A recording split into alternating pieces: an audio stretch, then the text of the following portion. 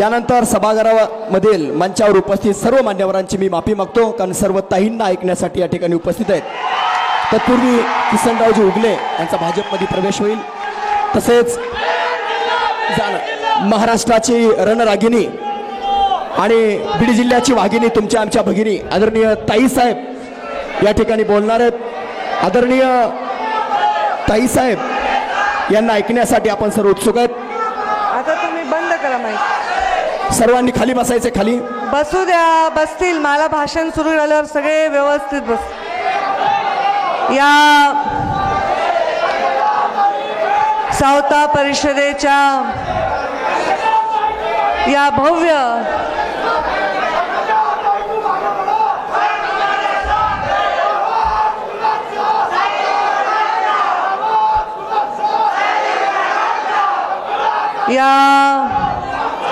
सावता परिषदेच्या आयोजित केलेल्या राज्यव्यापी मेळाव्याला मंचावर उपस्थित आदरणीय अतुलजी सावे, मंचावर उपस्थित ज्यांनी आपल्याला आत्ताच मार्गदर्शन केलं ते माजी आमदार अशोकजी मानकर, भास्कर आंबेकरजी, नामदेव राऊतजी, संतोष खांडेबराडजी, आसाराम तळेकर, तुषार वैद्य, अरुण इंगळे, मदनराव नवपुते, हरिभक्त पारायण रमेश वसेकर महाराज, मंचावर उपस्थित भारतीय जनता पार्टीचे जिल्ह्याचे अध्यक्ष रमेशजी पोकळे, मंचावर उपस्थित रमेश आळसकरजी, आमचे प्रदेशाचे उपाध्यक्ष फुलचंदजी कराड, मंचावर विराजमान सर्वच आजबे काका, मंचावर उपस्थित स्वप्नील गलधर, दादासाहेब मुंडे, माझी मान जेवढी वळेल तेवढं सांगते,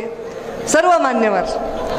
आणि येथे इतका वेळ या सभेच्या या समारोपाची वाट बघत असलेले माझे सर्व वडीलधारी मंडळी, युवा बांधव आणि एवढ्या संख्येने उपस्थित असलेल्या माझ्या सर्व सावित्रीच्या लेकी, माझ्या सगळ्या माता भगिनी, मी सर्वप्रथम तुमची माफी मागते. पण जी गोष्ट रोजच घडते त्याची काय माफी मागायची. कार्यक्रम माझे 5-6 तास, 4 तास, 3 तास, 2 तास उशिराच होत आहेत. साहेब वाईट होते तेव्हा एवढं नव्हतं, पण साहेब गेल्यानंतर एवढाच एक वारसा राहिला होता त्यांचा, ते पण मी उचललेला आहे. आणि मुंडेंना उशीर का होतो याच्याविषयी आता एक रिसर्च टीम नेमली तरी ते उत्तर सरळ सरळ आपल्याला मिळेल. मुंडेंना लोकांमुळे आणि लोकांसाठीच उशीर होतो आणि त्याच्यामुळे माझ्या घराच्या माझ्या रूमपासून गाडीपर्यंत जायला मला 3 तास लागले. हे माझ्या या उशिराचं कारण आहे. आज या परिषदेला मी वेळ देऊन कल्याणरावला, अरे कल्याणरावचंच नाव राहिलं की घ्यायचं, कारण कल्याणरावनी नावं लिहून दिले आणि स्वतःच नाव लिहिलं नाही. कल्याणरावला मी वेळ दिला तेव्हा खरंच ते म्हणाले होते की आपण हा जो मेळावा आहे हा सिंदखेड राजाला घेऊ. पण मी त्यांना म्हणलं, कल्याणराव माझी संघर्ष यात्रा सिंदखेड राजावरनं सुरू होणार आहे, त्यामुळे तुम्ही तो मेळावा तिथे घेऊ नका. म्हणले जालन्याला घेऊ. मी म्हणलं जालन्यालाही घेऊ नका, जालन्यालाही यात्रा जाणार आहे. मला औरंगाबादला घेऊ. म्हणलं औरंगाबादलाही माझी यात्रा जाणार आहे. मी म्हणलं असं करा, मी महाराष्ट्र सांभाळते, तुम्ही बीड जिल्हा जरा लक्ष घाला आणि माझ्या बीड जिल्ह्यामध्ये आपण हा मेळावा घेऊया. मला यायला उशीर झाला तरी एवढ्या संख्येने तुम्ही थांबलात. मी फोनवर सांगत होते की सगळे भाषणं आटोपून घ्या म्हणजे लोकांचा वेळ कमी खराब होईल आणि आले की मी भाषण करून मोकळी होईन. पण मला सुद्धा सगळ्या वक्त्यांचे विचार ऐकायला मिळाले. कल्याणरावांसारखा तरुण, तडफदार, धडपडणारा, प्रामाणिक, सात्विक असा एक सावता परिषदेचा कार्यकर्ता आम्हाला लाभला आणि त्यांचे मी अनेक विचार ऐकले व्यासपीठावर. पण आज या सामाजिक व्यासपीठावर त्यांचे सुद्धा मला विचार ऐकायला मिळाले. माझं स्वागत तुम्ही केलं कांदा मुळा भाजी देऊन. कांदा मुळा भाजी अवघी विठाई माझी असं म्हणत म्हणत या माळी समाजाने स्वतःच्या उत्क्रांतीमध्ये परिश्रम घेतलेले आहेत. सावता माळीचा विषय निघाला, कल्याणराव म्हणाले त्याप्रमाणे, आणि मुंडे साहेबांची जी तुम्ही ध्वनिफूत ऐकवली त्याच्यातही मुंडे साहेबांनी त्याचा उल्लेख केला. जो देव भक्तापाशी येतो त्या भक्ताला किती महत्त्व प्राप्त होतं. भक्त तर नेहमीच देवापाशी जातात. त्यामुळे जी परंपरा वर्षानुवर्ष चालत आलेली आहे की सगळ्या महाराजांच्या सगळ्या संतांच्या पालख्या पंढरीला गेल्या तरी पंढरीरायाची पालखी सावतामाळीला बघायला जाते, आशीर्वाद द्यायला जाते, ही आतापर्यंतची परंपरा. ते काय एखाद्या भक्ताचं एवढं असीम प्रेम असतं की देवाला सुद्धा आपल्या घरात आणतं. देवादेवाचे प्रकार आहेत. तिरुपती आहे, तिरुपतीला काय लागतं? वेगळ्या लोकांचा देव आहे, व्यापाऱ्यांचा.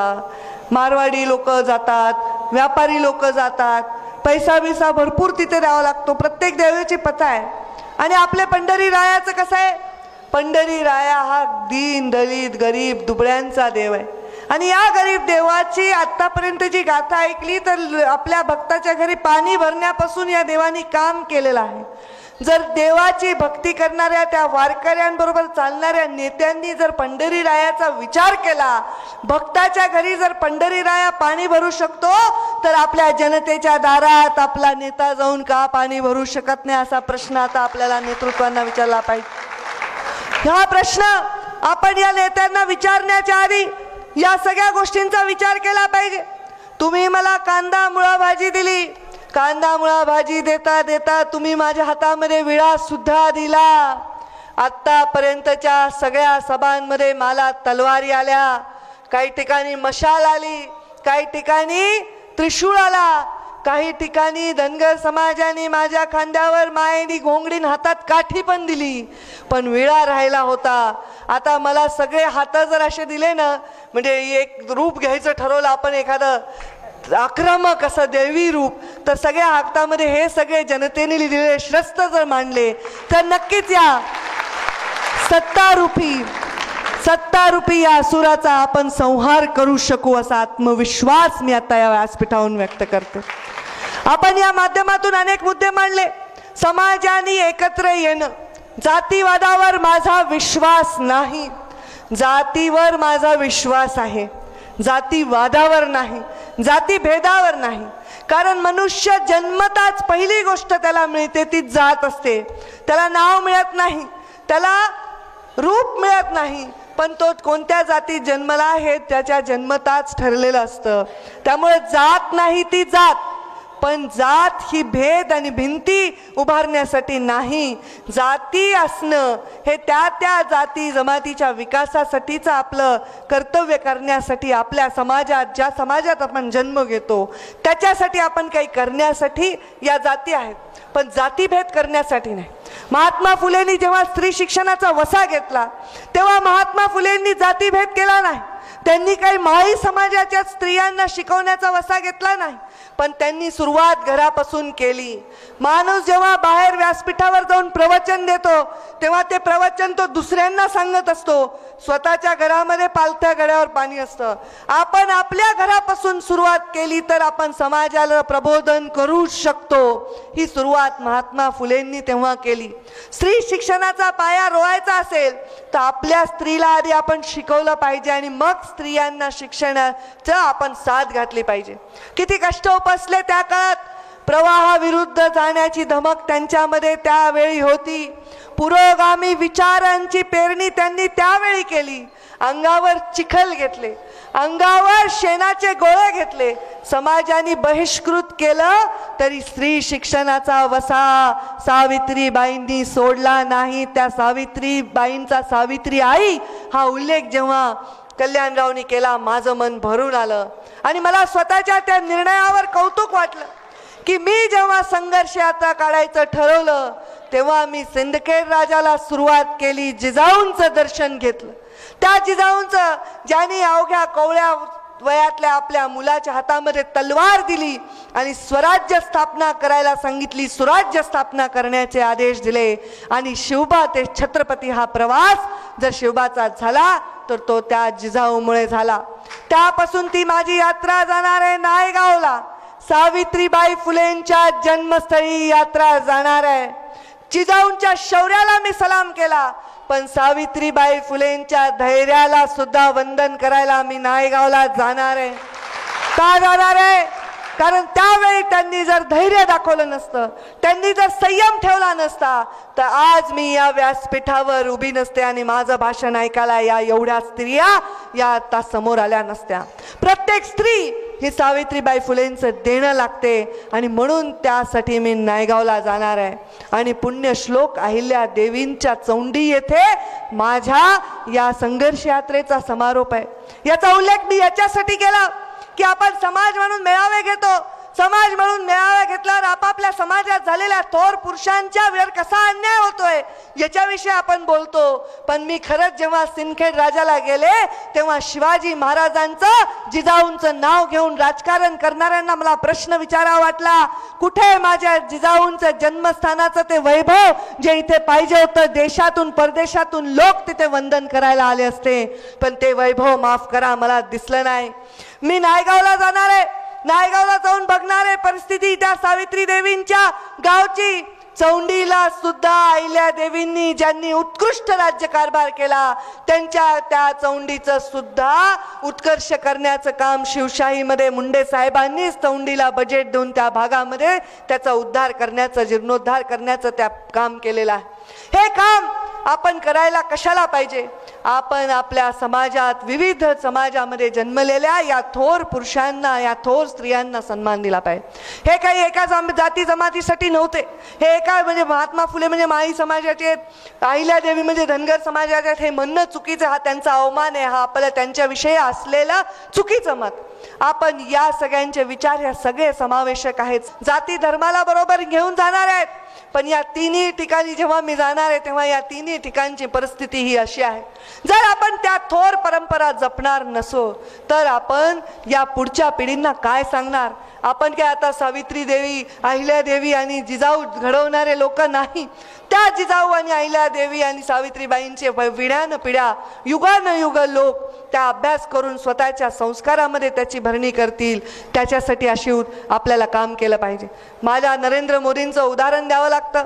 सरदार वल्लभभाई पटेलांनी गुजरातमध्ये जे काम केलं, देशामध्ये जे काम केलं, त्याला वाखाणण्यासाठी त्यांनी स्टॅच्यू ऑफ लिबर्टीच्या सारखा आपल्या देशामध्ये नाही जगामध्ये सगळ्यात मोठा असं स्टॅच्यू ऑफ युनिटीचं एक उदाहरण गुजरातमध्ये तयार केलं. तसंच आमच्या या सगळ्या माता, या सगळ्या आमच्या आधारस्तंभ यांचं सुद्धा कुठेतरी अशा प्रकारचा एक आपल्याला मेमोरियल तयार केलं पाहिजे ज्याच्या माध्यमातून पिढ्यान पिढ्या आपल्याला त्याच्यातनं आपल्याला प्रेरणा मिळेल. आणि म्हणून मी आपल्या सगळ्यांना मुंडे साहेबांचं वाक्य आपण ऐकलं, सावित्रीबाई फुलेंच्या नावाला, पुणे विद्यापीठाला सावित्रीबाई फुलेंचं नाव दिलं पाहिजे ही भूमिका त्यांनी मांडली. आणि त्याच्यावरती महाराष्ट्रात जोर धरेल या भीतीपोटी ह्या सरकारने दिली. आज एवढ्या वर्षांनंतर यांना आठवण झाली सावित्रीबाईंचं नाव आपल्या विद्यापीठाला द्यायची. तुम्हाला सुद्धा यांना वर्षानुवर्ष लोकांच्या स्मरणात हे राहणार नाही एवढे यांना तडीपार केल्याशिवाय आता आपण गप्प बसायचं नाही. आज मुंडे साहेब जेव्हा खासदार झाले, पहिल्यांदा लोकसभेत गेल्यावर ओबीसीच्या जनगणनेचा विषय मुंडे साहेबांनी मांडला. भारतीय जनता पार्टीच्या व्यासपीठावरून 80च्या दशकामध्ये माधव म सगळेच आले बरं का, कोणी म्हणू नका असं काय म्हणायला ताई. हा प्रयोग मुंडे साहेबांनी केला. मुठभर लोकांचा भारतीय जनता पार्टी पक्ष आहे. हा पक्ष सामान्य माणसांचा नाही, हा क्लासेसचा पक्ष आहे, मासेसचा पक्ष नाही, अशी टीका करणाऱ्यांचं तोंड बंद करण्याचं काम मुंडे साहेबांनी केलं. आणि सामान्य माणसांपर्यंत पोहोचून त्यांना नेतृत्व दिलं. सामान्य माणसांना उचलून राजकारणात आणलं. सामान्य माणसाला उचकून आमदार, खासदार केलं, नेता केलं. आणि यांना राज्य देण्याचं त्यांचं स्वप्न महाराष्ट्रामध्ये त्यावेळी 95ला पूर्ण झालं. हे स्वप्न आजही पूर्ण करण्याची आपल्यावर वेळ आली होती. नियतीने ताट भरून ठेवलं होतं, पण नियतीने आपल्या ताटाच्या खाली काय ठेवलं मला माहित नाही. माझ्या पित्याने तोंडामध्ये घास घालण्याच्या आधीच हे ताट उधळण्याचं क्रौर्य नियतीने दाखवलं. याचं उत्तर आज माझ्याकडे नाही, पण याचं उत्तर माझ्या कर्तृत्वातून मी देणार आहे. माझ्या बाबांचं अधूर राहिलेलं स्वप्न मी पूर्ण करणार आहे. त्यांनी सांगितलं होतं सावित्रीबाई फुलेंचं नाव आपल्या विद्यापीठाला दिलं पाहिजे. त्यांनी सांगितलं होतं अरणमध्ये आपण विकास केला पाहिजे.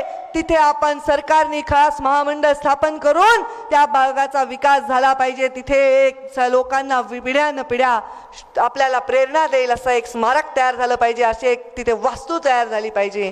मी तुम्हाला शब्द देते, भारतीय जनता पार्टी महायुतीची सत्ता आल्यानंतर अरणला अ वर्गाचा दर्जा देऊन त्याचा विकास झाल्याशिवाय राहणार नाही. हे सामाजिक राजकारण नाही, हे जातीय राजकारण नाही. अहो, ज्यांचा आपण देणं लागतो, अरे हे पुढारी आत्ताचे झालेत, हे या महान थोर व्यक्तिमत्वांना समाजावर वाटत आहेत. ह्यांना समाजावर वाटून समाजाचं नुकसान करणारे हे पुढारीच आता हद्दपार करायची वेळ आलेली आहे. आणि म्हणून आपल्याला या प्रकारच्या विचारांचा कुठेतरी समाजामध्ये आपण हे विचार पेरले पाहिजे. माळी समाजाचा मेळावा आहे, माळी समाज आहे. कुठलीही जमीन दिली, कुठलीही वाईट जमीन दिली तर त्याला स्वच्छ करून त्या जमिनीमध्ये फळ बाग फुलवण्याचं सामर्थ्य या हातांमध्ये आहे. एवढी ताकद या हातांमध्ये आहे. तुमच्या फुलवलेल्या फळबागांवर समाज जगत आहे. पण या फळबागांचं काय झालंय? आज पुणे जिल्ह्यामध्ये सगळ्यात जास्त माळी समाजाची जमीन जर कोणी हडपली असेल तर या राष्ट्रवादीच्या नेत्यांनी हडपलेली आहे. तुम्हाला तुमच्या व्यवसायापासून, तुमच्या जमिनीपासून दूर करून बिल्डरांच्या घशात ही जमीन घालण्याचं काम जर कोणी केलं असेल तर या आघाडी सरकारने केलेलं आहे. त्यांना हा प्रश्न विचारायचा आहे. अरे तुम्ही आत्ताच मेटे साहेबांनी उदाहरण दिलं, नंबर 2चा समाज आहे. कल्याणराव म्हणाले नंबर 2चा समाज आहे तर महाराष्ट्रात नंबर 2ची पोस्ट सुद्धा तुम्हाला होती ना, ती का काढून घेतली या सरकारने? हा सुद्धा प्रश्न यांना विचारला पाहिजे. दुसऱ्या कोणत्याही माणसाला मोठं न होऊ देऊन सत्तेच्या चाव्या स्वतःच्या हातामध्ये ठेवायच्या आणि स्वतःची तिजोरी भरायची, ही प्रवृत्ती नवीन राजकारणामध्ये प्रचंड विषारी प्रवृत्ती आहे. या प्रवृत्तीचा कुठेतरी आपल्याला आता नायनाट केला पाहिजे आणि ही प्रवृत्ती आपल्याला संपवली पाहिजे. आपण काय म्हणतो, भूक लागल्यावर खातो, एकदा खातो तो योगी.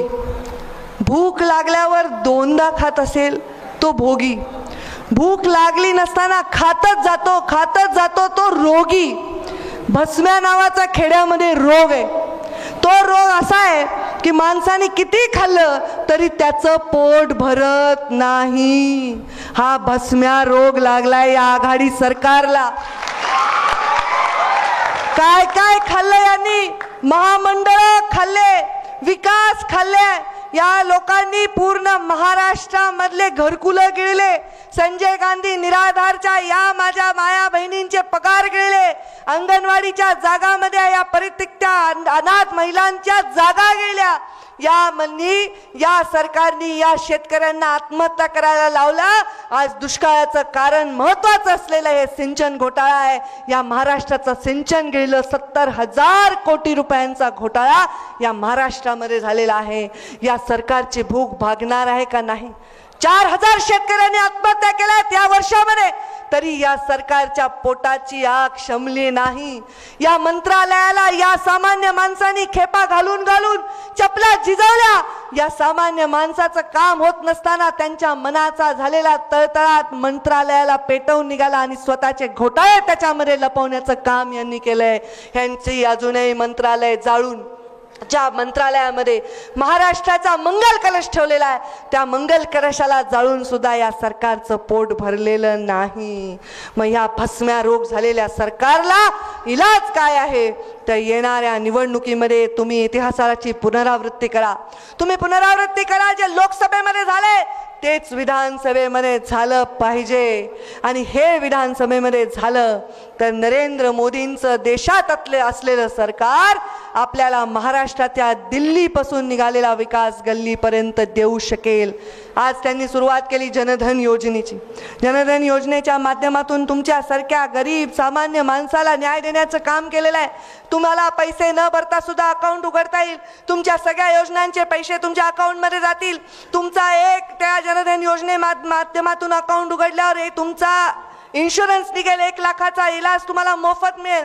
ह्या योजना देणाऱ्या नरेंद्र मोदींनी काल शिक्षक दिनाच्या माध्यमातून सामान्य शिक्षकाप्रमाणे विद्यार्थ्यांशी संवाद साधला. तुम्ही ऐकलं होतं का पंतप्रधानाला बोलताना? 10 वर्षात आधी बोलता येते का पंतप्रधानाला? 15 ऑगस्टला आपलं दिलेलं भाषण तोंड न हलवता वाचून दाखवणारा पंतप्रधान या देशाला लाभला आणि या देशामध्ये जगामध्ये सगळ्यात भ्रष्टाचारी म्हणवणारा नेता या महाराष्ट्राला आघाडीच्या रूपाने लाभला. आता याची पुनरावृत्ती झाली तर तुम्हाला या दुःखातून देवही वाचवू शकणार नाही. आणि म्हणून आपल्याला बदल घडवायचा आहे. हा बदल घडवायचा आहे. या भोगी सरकारला आपल्याला बाहेरचा रस्ता दाखवायचा आहे. आपल्या या समाजाची सेवा करण्याचा वसा घेणाऱ्या नेतृत्वांच्या पाठीमागे आपल्याला उभं राहायचं. मी आज इथे उभी आहे. मला काही मंत्रिपद मिळावं वगैरे याच्यासाठी मी राजकारणात नाही. मी तर मला मिळायला मागितलेलं मंत्रिपद नाकारलं. मी सांगितलं मला अनुकंपा धर्तीवरचा विकास नको, मला मेरिटवरचा विकास पाहिजे. एकदा मंत्रीपद देऊन माझ्या डोक्यावर हात ठेवू नका. मला घाम गळू द्या, मला कष्ट करू द्या.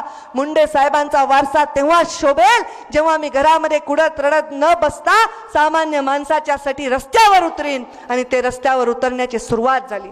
मी एकटी उतरले नाही, माझ्यावर लाखो लोक उतरलेत आणि या लाखो लोकांच्या भावना माझ्या पाठीशी आहेत.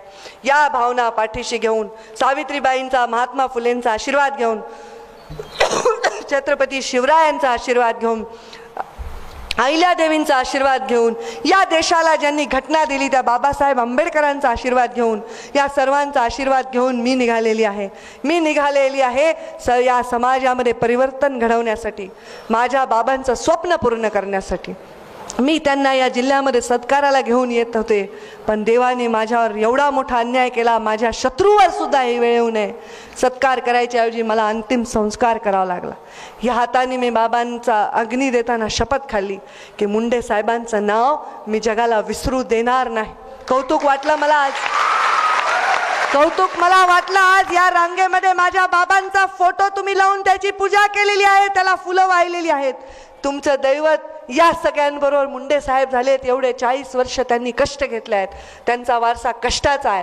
त्यांचा वारसा मंत्रिपदाचा आणि लाल दिव्याचा नाही. कष्ट करून सामान्य माणसाच्या प्रश्नामध्ये अग्रेसर राहण्याची शपथ मी खाल्लेली आहे.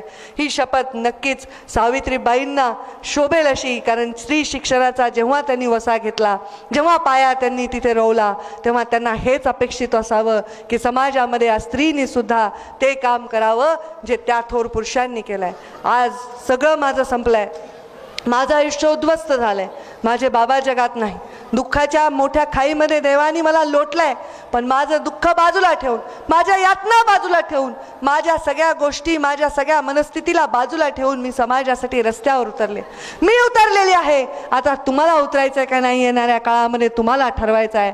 बीड जिल्हा तर मुंडे साहेबांचा बाले किल्ला आहेच आहे, पण तुम्ही महाराष्ट्रातनं आलेले लोक आहेत. नायगाववरनं इथे लोक आलेत, सिंदखेडावरनं इथे लोक आलेत, सगळ्या महाराष्ट्रातनं तुम्ही लोक आलेली आहेत. इथून एक ज्योत घेऊन जा.